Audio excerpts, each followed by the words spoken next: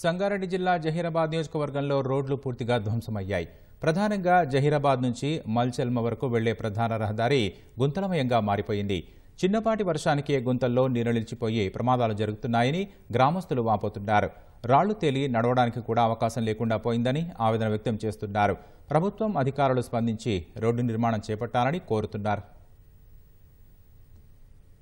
రాదు ఎక్కడంటే అక్కడ యాక్సిడెంట్లు అవుతుంది పడుతుంది, మళ్ళీ యాక్సిడెంట్ అయింది. చాలా ప్రాబ్లం ఉన్నాయి మన రోడ్కు. చాలా దినాల రోడ్ రిపేర్ అయితే లేదు. ఇక్కడ నుంచి హైదరాబాద్ నుంచి మనకు ఇక్కడ తాండూరు దాకా పోతుంది స్టేట్ రోడ్. ఇది చాలా ట్రాఫిక్ ఉన్నాయి రోడ్ మీద. ఇప్పుడు దాకా ఎవ్వరు ఏం చేస్తలేదు. రోడ్ చాలా ఖరాబ్ అయిపోయింది. రోడ్ చెప్పండి సార్. వాళ్ళ నీళ్ళు నిండి గణంలో కొంచెం గుంతలు పడి వస్తున్నారు. మంది ఏం చేయాలి సార్? డ్రైవర్ కాలనీలో పెద్ద పెద్ద గుంతలు ఉన్నాయి. ఆ గుంతలల్లో మనమే చెట్లు మన టైర్లు పెట్టేసినాం. ఎవడన్నా పడి సావగలరని సంవత్సరం నుంచి మొత్తం ఖరాబే ఉంది.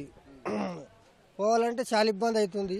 ఆటోలు సార్ మొత్తం గుంతలు, పబ్లిక్ పరిశాను, మాకు పరిశానే. బండ్లన్నీ ఖరాబ్ అవుతున్నాయి.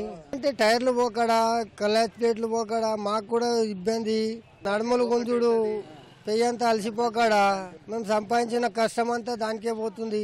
మా రోడ్ను మంచి చేపియాలని కోరుతున్నాం సార్. ఈ రోడ్ ఉన్నదంట మొత్తం ఖరాబ్ ఉన్నాయి.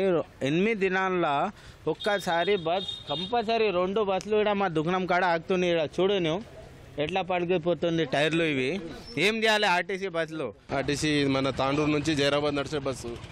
ఇది రోడ్డుకి ఇబ్బంది, ప్యాసింజర్ ఇబ్బంది. టైర్ 2 పగిలిపోయినాయి.